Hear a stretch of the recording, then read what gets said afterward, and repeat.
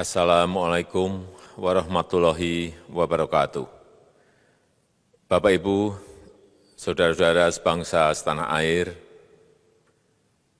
pagi tadi saya telah memimpin rapat terbatas secara virtual tentang Undang-Undang Cipta Kerja bersama jajaran pemerintah dan para gubernur. Dalam undang-undang tersebut terdapat 11 klaster yang secara umum bertujuan untuk melakukan reformasi struktural dan mempercepat transformasi ekonomi. Adapun klaster tersebut adalah urusan penyederhanaan perizinan, urusan persyaratan investasi, urusan ketenagakerjaan, urusan pengadaan lahan, urusan kemudahan berusaha, urusan dukungan riset dan inovasi, urusan administrasi pemerintahan, urusan pengenaan sanksi, urusan kemudahan pemberdayaan dan perlindungan UMKM, urusan investasi dan proyek pemerintah, serta urusan kawasan ekonomi. Dalam rapat terbatas tersebut, saya tegaskan mengapa kita membutuhkan Undang-Undang Cipta Kerja. Pertama, setiap tahun ada sekitar 2,9 juta penduduk usia kerja baru, anak muda yang masuk ke pasar kerja, sehingga kebutuhan atas lapangan kerja baru sangat-sangat mendesak. Apalagi di tengah pandemi, terdapat kurang lebih 6,9 juta pengangguran dan 3,5 juta pekerja terdampak pandemi COVID-19. Dan sebanyak 87% dari total penduduk bekerja memiliki tingkat pendidikan setingkat SMA ke bawah, di mana 39% berpendidikan sekolah dasar. Sehingga perlu mendorong penciptaan lapangan kerja baru, khususnya di sektor padat karya. Jadi, Undang-Undang Cipta Kerja bertujuan untuk menyediakan lapangan kerja sebanyak-banyaknya bagi para pencari kerja serta para pengangguran. Kedua, dengan Undang-Undang Cipta Kerja akan memudahkan masyarakat, khususnya usaha mikro kecil, untuk membuka usaha baru. Regulasi yang tumpang tindih dan prosedur yang rumit dipangkas. Perizinan usaha untuk usaha mikro kecil (UMK) tidak diperlukan lagi, hanya pendaftaran saja. Sangat simpel. Pembentukan PT atau perseroan terbatas juga dipermudah. Tidak ada lagi pembatasan modal minimum. Pembentukan koperasi juga dipermudah. Jumlahnya hanya 9 orang saja. Koperasi sudah bisa dibentuk. Kita harapkan akan semakin banyak koperasi-koperasi di tanah air. UMK, usaha mikro kecil yang bergerak di sektor makanan dan minuman. Sertifikasi halalnya dibiayai pemerintah, artinya gratis. Izin kapal nelayan penangkap ikan misalnya, hanya ke unit kerja Kementerian KKP saja.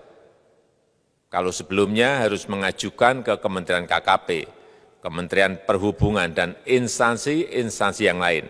Sekarang ini cukup dari unit di Kementerian KKP saja. Ketiga, Undang-Undang Cipta Kerja ini akan mendukung upaya pencegahan dan pemberantasan korupsi.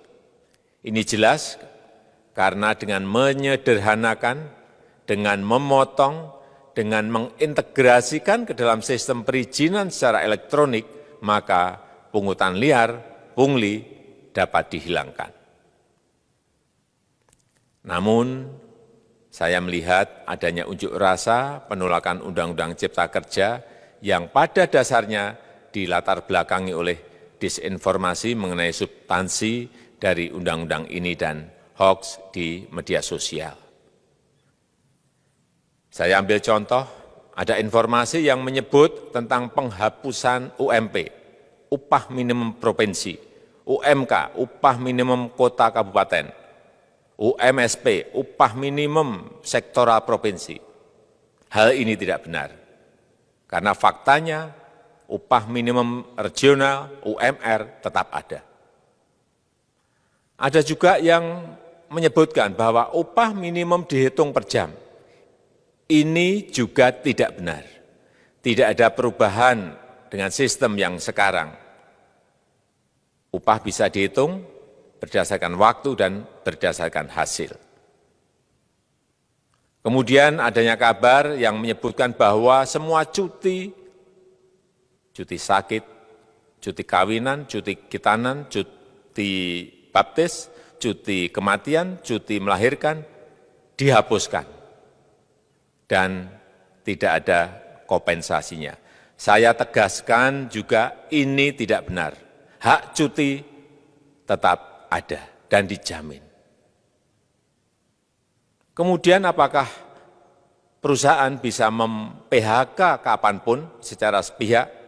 Ini juga tidak benar. Yang benar, perusahaan tidak bisa me-PHK secara sepihak. Kemudian juga pertanyaan mengenai benarkah jaminan sosial dan kesejahteraan lainnya hilang. Yang benar, jaminan sosial tetap ada. Yang juga sering diberitakan tidak benar adalah mengenai dihapusnya AMDAL, analisis mengenai dampak lingkungan. Itu juga tidak benar. AMDAL tetap ada. Bagi industri besar harus studi AMDAL yang ketat. Tetapi bagi UMKM lebih ditekankan pada pendampingan dan pengawasan. Ada juga berita mengenai Undang-Undang Cipta Kerja ini mendorong komersialisasi pendidikan. Ini juga tidak benar.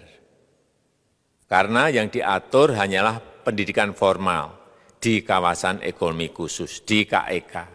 Sedangkan perizinan pendidikan tidak diatur di dalam Undang-Undang Cipta Kerja ini. Apalagi perizinan untuk pendidikan di pondok pesantren. Itu tidak diatur sama sekali dalam Undang-Undang Cipta Kerja ini. Dan aturannya yang selama ini ada tetap berlaku. Kemudian diberitakan bahwa keberadaan bank tanah. Bank tanah ini diperlukan untuk menjamin kepentingan umum, kepentingan sosial, kepentingan pembangunan nasional, pemerataan ekonomi, dan konsolidasi lahan serta reforma agraria. Ini sangat penting untuk menjamin akses masyarakat terhadap kepemilikan tanah, kepemilikan lahan. Dan kita selama ini tidak memiliki bank tanah. Saya tegaskan juga bahwa Undang-Undang Cipta Kerja ini tidak melakukan resentralisasi kewenangan dari pemerintah daerah ke pemerintah pusat. Tidak ada. Perizinan berusaha dan pengawasannya tetap dilakukan oleh pemerintah daerah sesuai dengan NSPK, norma, standar, prosedur, dan kriteria yang ditetapkan pemerintah pusat. Ini agar dapat tercipta standar pelayanan yang baik di seluruh daerah. Dan penetapan NSPK ini dapat nanti akan diatur di dalam PP atau peraturan pemerintah. Selain itu, kewenangan perizinan untuk non-perizinan berusaha tetap ada di Pemda, sehingga tidak ada perubahan. Bahkan kita melakukan penyederhanaan, melakukan standarisasi jenis dan prosedur berusaha di daerah. Dan perizinan berusaha di daerah diberikan batas waktu. Ini yang penting di sini. Jadi ada service level of agreement. Permohonan perizinan dianggap disetujui bila batas waktu telah terlewati. Saya perlu tegaskan pula bahwa Undang-Undang Cipta Kerja ini memerlukan banyak sekali peraturan pemerintah atau PP dan peraturan presiden atau Perpres. Jadi setelah ini akan muncul PP dan Perpres yang akan kita selesaikan paling lambat 3 bulan setelah diundangkan. Kita pemerintah membuka dan mengundang masukan-masukan dari masyarakat dan masih terbuka usulan-usulan dan masukan dari daerah-daerah. Pemerintah berkeyakinan melalui Undang-Undang Cipta Kerja ini jutaan pekerja dapat memperbaiki kehidupannya dan juga penghidupan bagi keluarga mereka. Dan kalau masih ada, jika masih ada ketidakpuasan terhadap Undang-Undang Cipta Kerja ini, silahkan mengajukan uji materi atau judicial review melalui MK, Mahkamah Konstitusi. Sistem ketatanegaraan kita memang mengatakan seperti itu. Jadi, kalau masih ada yang tidak puas dan menolak, silahkan diajukan uji materi ke MK. Saya rasa itu yang bisa saya sampaikan pada kesempatan yang baik ini. Terima kasih.